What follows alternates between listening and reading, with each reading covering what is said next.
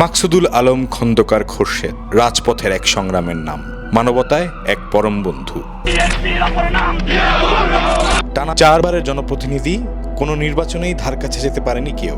আওয়ামী লীগ ও হাসিনা বিরোধী আন্দোলনের সবগুলোতে তিনি ছিলেন এক অগ্রগামী সেনাপতি।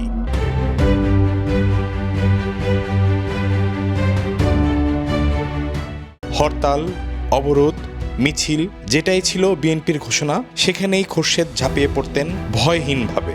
আন্দোলন আসলেই পরিবার পরিজন ফেলে লোহার শেকলের ঘরকেই আপন ভেবে খালেদা জিয়া ও তারেক রহমানের নির্দেশ বাস্তবায়নে ছিলেন অবিচল এক যোদ্ধা। আল্লাহু আকবার, আল্লাহু আকবার।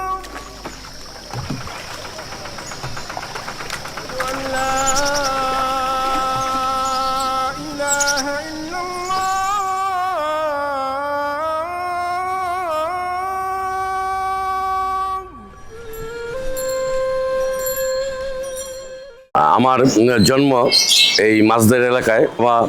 আল্লাহ শাহ আলম খন্দকার এবং মা বেগম রোকেয়া খন্দকার, তারা দুইজনেই ইন্তেকাল করেছেন। আমার মা ছিলেন গৃহিণী, আর বাবা একটি বহুজাতিক ব্যাংকে কর্মজীবন শুরু করেন এবং শেষ দিকে উনি বাংলাদেশের ভারপ্রাপ্ত কান্ট্রি ম্যানেজার হিসাবে রিটায়ার্ড করেন। আমরা 3 ভাই 3 বোন। বড় ভাই অ্যাডভোকেট তৈমুর আলম খন্দকার, তিনি বাংলাদেশ সুপ্রিম কোর্টের অ্যাপিলেট ডিভিশনের সিনিয়র আইনজীবী। মেজু ভাই ছিলেন গার্মেন্টস ব্যবসায়ী এবং বিকেএমইর ভাইস প্রেসিডেন্ট। তিনি সন্ত্রাস এবং মাদকের বিরুদ্ধে সামাজিক আন্দোলন করতে গিয়ে আততায়ীর গুলিতে শহীদ হন।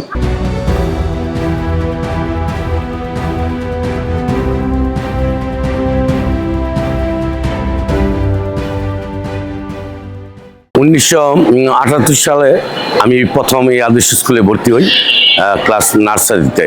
এরপর 1990 সালে এই স্কুল থেকেই আমি এসএসসি পাস করি এবং পরবর্তী সময়ে আমি Dhaka city college, Narayanganj college এবং তুলারাম কলেজ থেকে গ্র্যাজুয়েশনের মাধ্যমে আমার শিক্ষা জীবন শেষ করি। জনাব মাকসুদুল আলম খন্দকার খোরশেদ ছোটো সময় থেকেই, অত্যন্ত ছোটো, সাইজটা খুব ছোট ছিল কিন্তু খুব চঞ্চল ছিল এবং ছোটো থেকেই তাকে নেতৃত্বের একটা কোয়ালিটি আমরা তার মধ্যে পেয়েছি।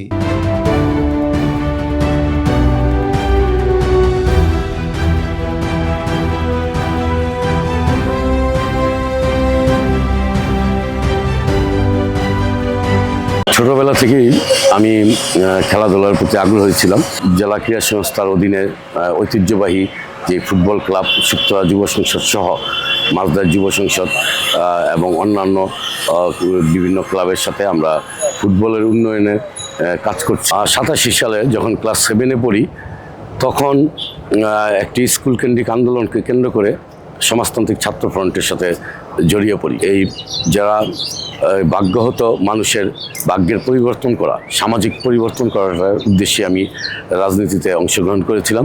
সেখানে ক্ষমতা, দম্ভ কিংবা কোনো সুযোগ সুবিধা পাওয়ার আশায় না। 95 সালে জিয়া পরিষদের সদস্য হই এবং পরবর্তী সময়ে আমি তৈমুর ভাইয়ের সাথে বিএনপির কার্যক্রমে সক্রিয়ভাবে অংশগ্রহণ করা শুরু করি এবং মূলত আমি 111-এর সময় পদে আসীন হই। রাজনীতি করতে গিয়ে খোরশেদকে মামলার শিকার হতে হয়। বাড়িতে পুলিশের হানা, অভিযান আর পরিবারের লোকজনদের লাঞ্ছনা করা, চাপ দেওয়া ছিল এক নিয়মিত নিয়তি। 2013-তে র্যাবের কয়েকজন কর্মকর্তা আসলেন, এসে বললেন যে, আমাকে পিস্তল দেখালেন, দেখিয়ে বললেন যে খোরশেদ সাহেব যদি নারায়ণগঞ্জে আর একটাও কোনো আন্দোলন বা মিছিলে যান, তাহলে একটা আন্দোলন বা মিছিল একটা গুলি। কাউন্সিলর থাকা সময়ে বাড়ির পাশেই ছিল অফিস। নিজের জমিতে গড়ে ওঠা ওই অফিসে বসেই নাগরিক সেবা দিয়ে আসছেন 3 বারের জনপ্রতিনিধি। একটি ছবি সকলের নজরে আসে। কারাবন্দী অবস্থায় বাবাকে একজন দেখতে, প্রিজন ভ্যানে মেয়ে খুশির সেই চাহনির ছবিতে অনেকের চোখ যেমন টলমল করে নোনা জলে, কেউ আবার নতুন করে সাহস নেয়। আগে বাবা বেশিরভাগ সময় হয়তো জেলে থাকতো বা কোনো রিলেটিভসের বাসায় থাকতো, কারণ মানে বাসায় আসলে তখন পুলিশের ভয় বাবা বাসায় থাকতে পারতো না। আওয়ামী লীগ সরকারের আমলে কাউন্সিলর হলেও রাজপথ ছাড়েননি খোরশেদ। বেগম খালেদা জিয়াকে সাজা দিয়ে কারাগারে প্রেরণের পর মাঠে নামেন তিনি। বারবার আওয়ামী লীগ থেকে দলে যোগ দিতে ও নানা পদের প্রলোভন দেওয়া হলেও সেটি অগ্রাহ্য করে দেন খোরশেদ। তিনি আমৃত্যু পদপদবি না থাকলেও বিএনপি ও জিয়া পরিবারের সাথে থাকবেন বলে জানিয়ে দেন। 2017 সালের 5 জানুয়ারি কাউন্সিলর নির্বাচিত হবার পর শপথ গ্রহণ অনুষ্ঠান শেষে ঢাকা থেকে নারায়ণগঞ্জ ফিরে গ্রেফতার হন খোরশেদ। বিএনপি মিছিল বের করলে পুলিশ প্রথমে মিছিলে বাধা দেয়, পরে যুবদল নেতাকর্মীদের সঙ্গে পুলিশের ধস্তাধস্তি শুরু হলে পুলিশ লাঠিচার্জ করে।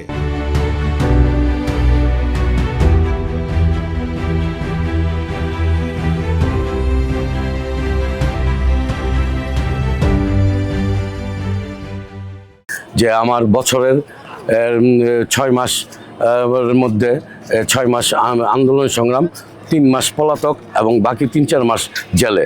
এবং মিথ্যা মামলার পরিমাণ এমনই ছিল যে আমাদের এই রূপগঞ্জ, 2500, সোনারগাঁ, এই বন্দর, নারায়ণগঞ্জ, ফতুল্লা সকল থানায় আমাদের রিমান্ডে নেওয়া হয়েছে।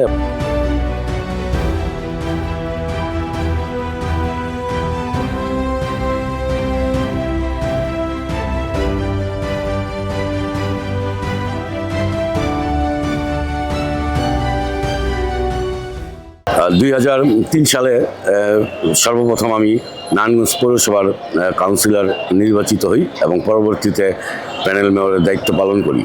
এরপরে ধারাবাহিকভাবে 2011, 2016 এবং 2022 সালে পরপর আরও 3 বার, মোট 4 বার আমি আল্লাহর রহমতে এবং জনগণের ভোটে সর্বাধিক ভোটে আমি নির্বাচিত হই। অপ্রতিদ্বন্দ্বী খোরশেদ যে কতটা মানবিক সেটা ফুটে ওঠে করোনাকালীন সময়ে। নারায়ণগঞ্জ তো বটেই, দেশের গণ্ডি পেরিয়ে আন্তর্জাতিক গণমাধ্যমে একের পর এক শিরোনামে আসেন তিনি।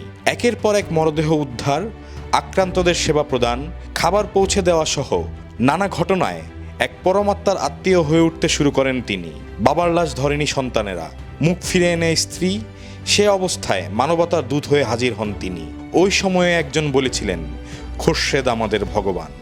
আমার কাউন্সিলর জীবনের শ্রেষ্ঠ একটা পাওনা হচ্ছে যে গত 21-22 বছর আমি কন্টিনিউ এই নারায়ণগঞ্জের কেন্দ্রীয় সিটি কবরস্থান এবং কেন্দ্রীয় সিটি মহাশাসনের কেয়ারটেকার হিসাবে দায়িত্ব পালন করতে সক্ষম হয়েছি। আমরা করোনার শুরু থেকে হ্যান্ড স্যানিটাইজারের মাধ্যমে প্রথম কাজ শুরু করি এবং পরবর্তীতে যখন মৃত্যুর হার বেড়ে যায়, দাফন কাফন করার মানুষ পাওয়া যায় না, সরকারি কবরস্থানগুলিও দাফন করার মতো কর্মী পাওয়া যায় না, তখন আমরা এই আল্লাহকে ভরসা করে আমরা এই দাফন কাফনের কাজ শুরু করি। মাসদাইরের খন্দকার পরিবারের সন্তান খোরশেদ শুধু রাজনীতি কিংবা মানবিকতা না, বরং এলাকার উন্নয়নে সর্বদা নিজেকে মনোনিবেশ করে রাখেন। রাজনীতিতে শুধু পদবি না, বরং কর্মীদের কাছেও এক আশ্রয়স্থল তিনি।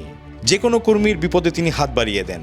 সে কারণেই রাজনীতিতে যুবদলের পদ হারিয়েও অনেক কর্মী এখনও তাকে নেতা মেনেই বিএনপির রাজনীতি করে চলেছেন। রাজনীতি মানবিকতার পাশাপাশি জীবন ধারণের জন্য একসময়ে ব্যবসাতেও মনোনিবেশ করেন খোরশেদ।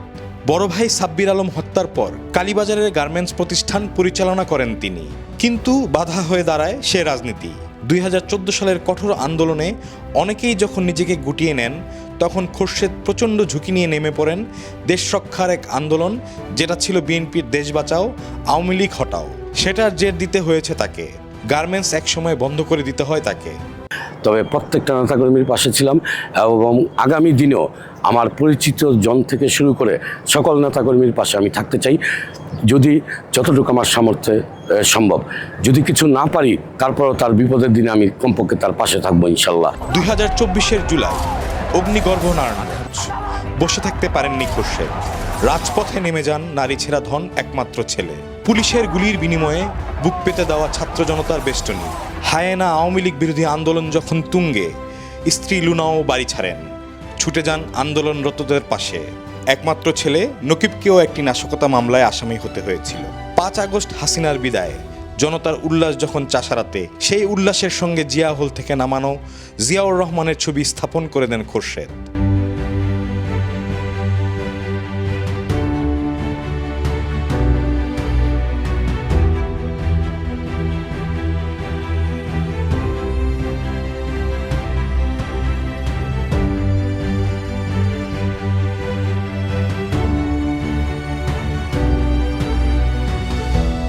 আমরা বন্দর, নারায়ণগঞ্জ, সিদ্ধিরগঞ্জ সহ এই শহরতলিকে নিয়ে একটি মেগাসিটি গড়ে তোলার স্বপ্ন দেখি, যেখানে নাগরিক মর্যাদা থাকবে, নাগরিক সমতা থাকবে এবং জনগণের সকল ধরনের নাগরিক সুযোগ সুবিধা বিদ্যমান থাকবে। এইরকম একটি নারায়ণগঞ্জ আমরা গড়ে তুলতে চাই।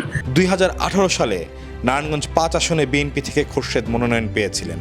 সবশেষ মহানগর বিএনপির নবগঠিত আহ্বায়ক কমিটিতে নাম আসেনি তার। হতাশ নন তিনি, দলের জন্য ও জিয়া পরিবারের জন্য কাজ চালিয়ে যাচ্ছেন। বিশ্বাস করেন দলের সর্বোচ্চ নেতা তারেক রহমান তার কাজের মূল্যায়ন করবেন। পদে না থাকলেও তার হাতে গড়া অনেক নেতাকর্মী এখনও পরামর্শ নিতে ছুটে আসেন তার কাছে। মেট্রো রেল আন্দোলন সহ নাগরিক আন্দোলনের এক অগ্রগামী সৈনিক খোরশেদ। রাজনীতিতে নানা মেরুকরণের পর পদহীন খোরশেদ যেন একজন হ্যামিলনের বাসিওয়ালা।